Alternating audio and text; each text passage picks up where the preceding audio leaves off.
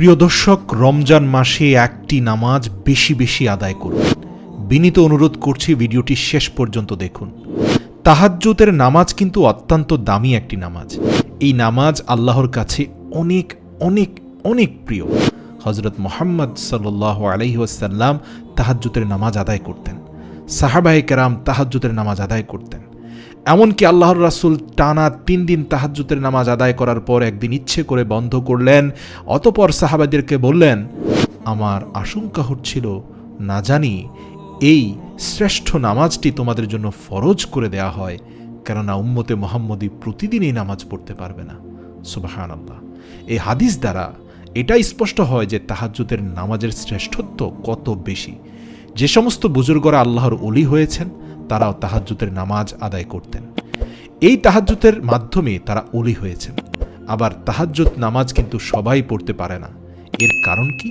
কারণ তাহাজ্জুদের নামাজ শেষ রাত্রিতে আদায় করতে হয়, আর শেষ রাত্রিতে মানুষের চোখে প্রচুর ঘুম থাকে। শয়তান তখন মানুষের ঘুমের মধ্যে আরাম প্রদান করে থাকে। শয়তান বেশি করে ঘুম পাড়িয়ে দেয়, প্ররোচনা দেয়। সেজন্য এই তাহাজ্জুদের সময় মানুষ সহজেই উঠতে পারে না।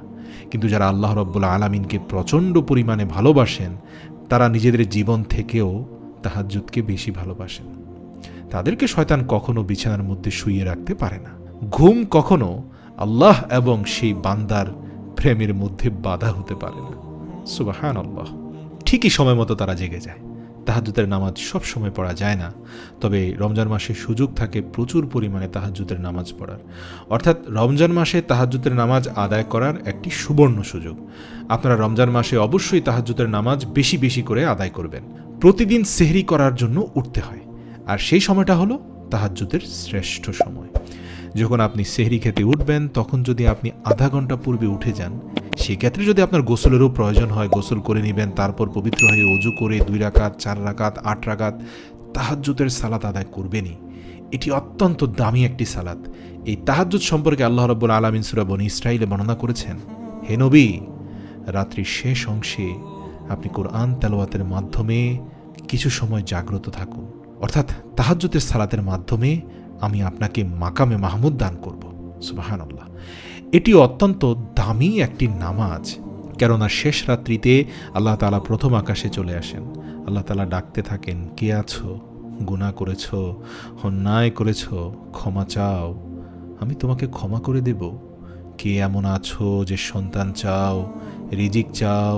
আমার কাছে সব আছে, আমি সব দিয়ে দেব। কার কি প্রয়োজন বলো? তুমি কি অসুস্থ? আমি তোমাকে শিফা দান করব।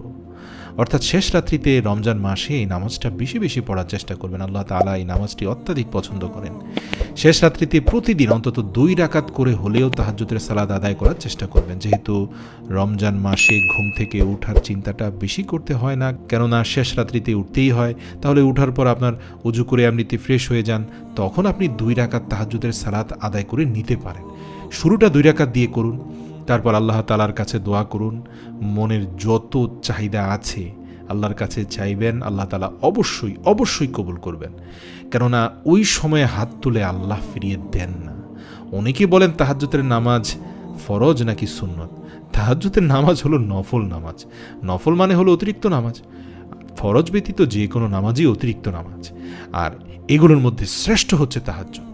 আপনি এই নফলের নিয়ত করে অন্তত 2 অথবা 4 অথবা 6 অথবা 8 আপনি যত পারেন পড়তে থাকেন।